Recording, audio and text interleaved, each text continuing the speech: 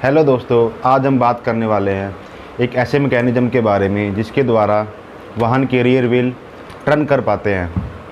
तो दोस्तों, आप चित्र में देख पा रहे होंगे डिफरेंशियल क्या होता है। डिफरेंशियल जो दो पहियों के बीच में आपको गोलाकार आकृति दिख रही है, एक मटके जैसी, उसको हम डिफरेंशियल बोलते हैं। तो इसका काम क्या होता है, ये किस प्रकार से वर्क करता है, इसका मैकेनिज़्म क्या है, अगर आप जानना चाहते हैं तो आप इस वीडियो को पूरा देखें। दोस्तों, क्या होता था, जब पहले पुराने वाहन थे, ओल्ड व्हीकल होते थे, वो उनमें हम क्या करते थे, हम एक पहिए में पावर देते थे, एक पहिए के अंदर ओनली, ताकि वो आसानी से टर्न कर सके। जैसा कि आप दोस्तों रिक्शे को देखते होंगे सड़क पर चलते हुए, क्या रिक्शे के दो पहिए में पावर आती है? नहीं, रिक्शे के एक पहिए में पावर आती है ताकि वो आसानी से टर्न कर सके। उसके अंदर डिफरेंशियल नहीं लगा होता। ये ओल्ड व्हीकल में हम इसी मैकेनिज़्म का प्रयोग करते थे। लेकिन इसका एक नुकसान था, जब वाहन चल रहा है, अचानक से किसी गड्ढे या फिर कीचड़ में धंस गया वाहन, तो उसको निकालना बड़ा मुश्किल हो जाता था, वो अपने आप से नहीं निकल पाता था। इसलिए डिफरेंशियल का आविष्कार हुआ और डिफरेंशियल को बनाया गया। दोस्तों, डिफरेंशियल को समझने से पहले हम ट्रांसमिशन सिस्टम पर नज़र डालते हैं। ट्रांसमिशन सिस्टम क्या होता है दोस्तों? जब इंजन के अंदर पावर पैदा होती है, वो किस तरीके से रियर व्हील के अंदर पहुंच पाती है, तो मैं आपको बताता हूं। सबसे पहले इंजन लगा होता है, उसके बाद लगा होता है फ्लाई व्हील, उसके बाद क्लच और उसके बाद गियर बॉक्स सिस्टम दिया जाता है, गियर बॉक्स। उसके बाद लगी होती है प्रोपेलर शाफ्ट। प्रोपेलर के जस्ट बाद लगा होता है हमारा डिफरेंशियल। डिफरेंशियल के अंदर पावर पहुँचती है और हाफ एक्सल से होते हुए रियर व्हील तक पावर पहुँच जाती है। इस तरह से ट्रांसमिशन सिस्टम काम करता है। दोस्तों,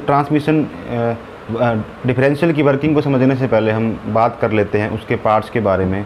जो डिफरेंशियल के पार्ट्स होते हैं, उसमें सबसे पहले दिया जाता है क्राउन व्हील। दोस्तों, क्राउन व्हील एक गियर होता है बहुत बड़ा, जो डिफरेंशियल के अंदर लगा होता है। उसके साथ में स्लाइड गियर और साइड गियर, स्पाइडर गियर लगे होते हैं, और उसके जस्ट पहले एक पिनियन लगा होता है जो प्रोपेलर शाफ्ट से जुड़ा होता है। वीडियो में देख पा रहे होंगे कि पावर किस तरह से प्रोपेलर शाफ्ट में आ रही है, और उसके बाद क्राउन व्हील के अंदर, क्राउन व्हील से फिर एक्सल के अंदर जा रही है। दोस्तों, मैं आपको बता दूं, जब वाहन चलता है तो डिफरेंशियल क्या करता है, पावर को इक्वली डिस्ट्रीब्यूट करता है दोनों व्हील्स के अंदर, ताकि पावर व्हील सीधा चल सके आसानी से। और इसका मेन काम होता है पावर को 90 डिग्री पर ट्रांसफ़र करना। दोस्तों, जब वाहन टर्न करता है, जब लेफ़्ट या राइट टर्न करता है, तब क्या होता है कि डिफरेंशियल के अंदर जो मैकेनिज़्म लगा हुआ है, जो गियर लगे हुए हैं, साइड गियर, स्लाइड गियर, वो क्या करते हैं, जिस तरफ से हमें वाहन को मोड़ना होता है उस तरफ के व्हील के रोटेशन को कम कर देते हैं, और बाहर वाले व्हील के रोटेशन ज़्यादा हो जाते हैं, जिस तरह से आसानी से वाहन टर्न कर सकता है।